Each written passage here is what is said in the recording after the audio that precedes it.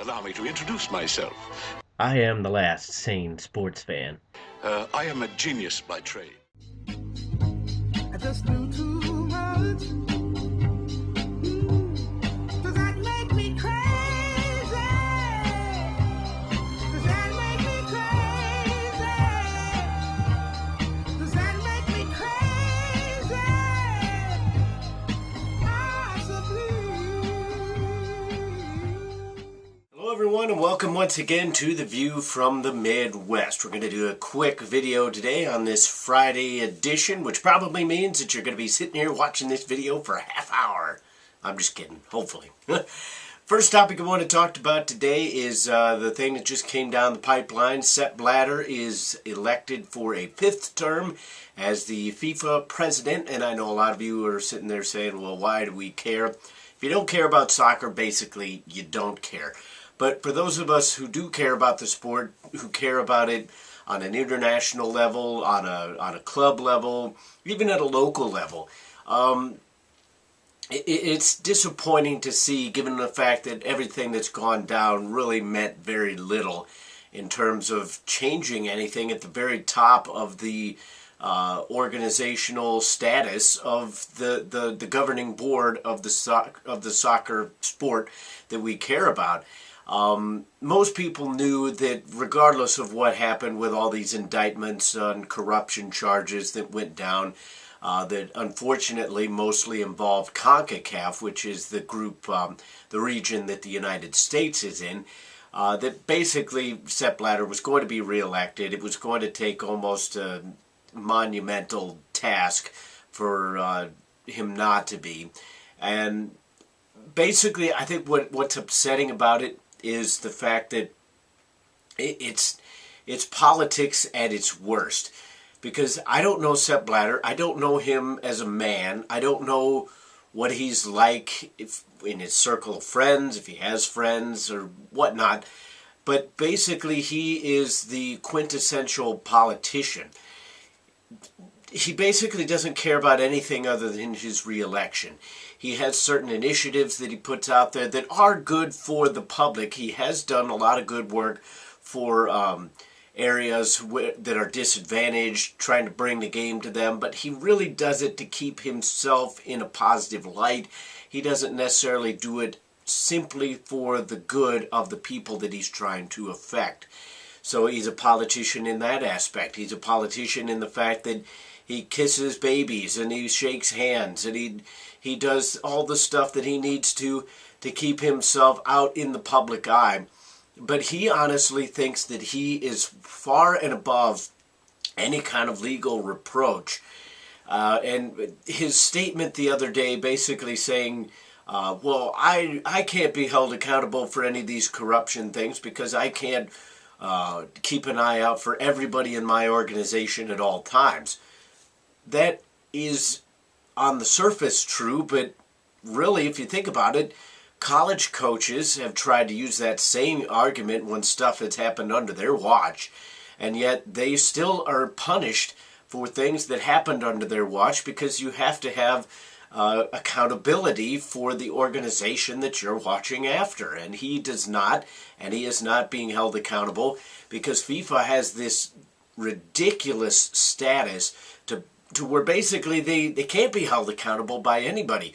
Really, the people that are being charged by the United States Department of Justice have only been arrested and charged with things because they had money in United States banks. So whether or not people all of a sudden start pulling their money out of United States banks or not, that remains to be seen. But again, it kind of boils down to the fact that it's politics at its worst. It's just self-serving, nothing to do with the public. It just, whatever it takes to get reelected, keep yourself in power. Who cares about the sport? It can dissolve away into nothing as long as you're still held, looked at in high regard by other people.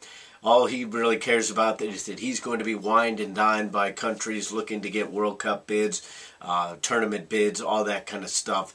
And as long as he's in power, then really I don't believe there will ever be changes of any kind of significant nature made to the governing body of soccer. Next topic is the Chicago Bulls ended up firing Tom Thibodeau. It was a decision that was kind of expected for quite a while, although there were rumblings going around that they might wait until the last possible moment out of spite, basically, just so Tom Thibodeau wouldn't have a chance to get another head coaching job this season. But I think that would be a situation where even if you are that much against the man himself, you're really cutting off your nose to spite your face, because you lessen the pool that you have to choose from for your vacancy as well. So I don't live in Chicago, so therefore I was not necessarily as aware of these dealings on a daily basis. I knew that there were problems, but I figured it was one of those things where a lot of times you have problems, and as long as you're winning, you still overcome that. Tom Thibodeau eventually got to the point where whatever his beef was with management or vice versa just got to be too toxic, and I think a change needed to be made. There are various views on the topic overall, because on the one hand, you have a coach that has one of the best winning percentages over his tenure in the NBA. And a lot of that was without his superstar, Derrick Rose, who was hurt with a lot of injuries over that time span. So he has a winning percentage of .64 something, in that range anyway, which is in the top 5, definitely top 10 in that time span. And so on the one hand, you have one of the winningest coaches in the NBA that you're willingly electing to get rid of. But on the other hand, Tom Thibodeau, for as good of a coach as he is, he wasn't necessarily the best in-game manager. And I say that because this last playoff run, you don't want to base everything on that, but he wasn't necessarily putting out the best team every time. He had his mind what his reasoning for playing certain players was. But statistically, and again, I'm not a proponent of nothing but statistics all the time, but statistically, when you have a certain lineup that is doing the best against your opposition, and yet you elect to go for other people for whatever your personal reasons are, you're not necessarily putting your team in the best situation to win. And unfortunately, I think that was Tom Thibodeau's problem. The thing that made him so good as a coach was his aggressiveness, his tenacity, his hard-headedness. I think that ultimately probably cost him his job, because he was too hard-headed, too set in his ways of how it's going to be this way and we're going to do this no matter what, that ultimately cost the Chicago Bulls. And I think if they had made it to at least the conference finals or an NBA finals, I don't think he would have necessarily lost his job, because his winning percentage and his regular season statistics would have been good enough that it would have been hard for Bulls management to let him go. Now, the Bulls, who do they go after? I don't really know who's out there. One of my friends mentioned Monty Williams, who got let go from New Orleans. He didn't necessarily have the best record with New Orleans, but New Orleans was a team on the rise, trying to build with youth. Whether or not he can take over a more veteran club and take them to the next level, that I don't know. But it's an odd situation. But regardless of where you sat on the fence, I know that there are a lot of people that are upset that Tom Thibodeau's gone. There's a lot of people that like that he's gone. But regardless of where you sit on that issue, I think everybody can kind of come to the conclusion that if the situation behind the scenes was that bad, it needed to be rectified, and unfortunately, this is the way that it had to happen. The NHL playoffs continue after a rare off day. I was actually kind of surprised that there was an off day yesterday, but the Eastern Conference Finals will end tonight with Game 7. Tampa Bay will face the New York Rangers in Madison Square Garden. Henrik Lundqvist is incredibly tough to beat in knockout games, Game 7s. He's got an incredible record. I still think that Tampa Bay somehow finds a way. Henrik Lundqvist was really the reason that New York won Game 6. He is perfectly capable of carrying that over into this game, but it seems like these series have continually gone back and forth. I think Tampa Bay comes out finds a way to win. It's going to be a tough game. It's going to be a tight game. I don't think you're going to see one of these blowouts, but I still think that the Tampa Bay Lightning are going to be in the NHL Finals.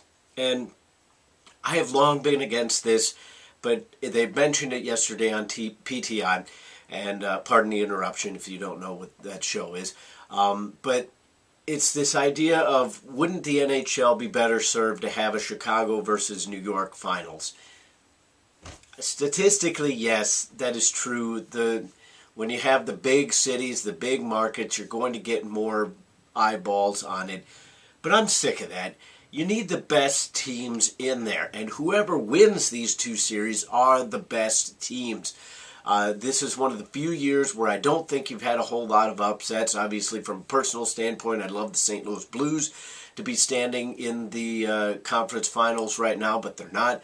But I think right now that you have probably the four best teams in the NHL right now. Maybe not overall, but right now you have the teams that are playing the best, that have the best goaltenders, that have the best defending, have the best scoring, the best overall team game. And I'm sick of this idea that, oh, well, yeah, the leagues are better served when you have Chicago or New York or LA involved. There are other cities in this country that would like to win championships. You can't just have three cities taking care of everything just so that the league can get a few more eyeballs on the TV sets. If you haven't marketed your game in a fashion that will draw viewers in, then that is on you. The players themselves are doing a great job, and it really shouldn't be down to, oh, well, we need to have New York versus Chicago because we're going to have huge markets. No. I want to see an LA versus Anaheim, or I want to see, an Anaheim versus Tampa Bay finals. Number one, because I don't like the other two teams, but because to me that would be a great finals. You'd have two big, strong teams with a lot of speed going at each other, just scoring the puck at will. Chicago versus New York would probably be about the same, but that's just my view on it. That is the view from the Midwest. What are your views on the topics that I talked about today? Go ahead and comment, rate, and subscribe if you're on YouTube. If you're watching on Facebook, share it around with your friends, and we'll keep these videos rolling on. But until the next time, I'll see you then. I remember when I lost my mind. There was something so pleasant about that place. Even your emotions have an echo in so much space.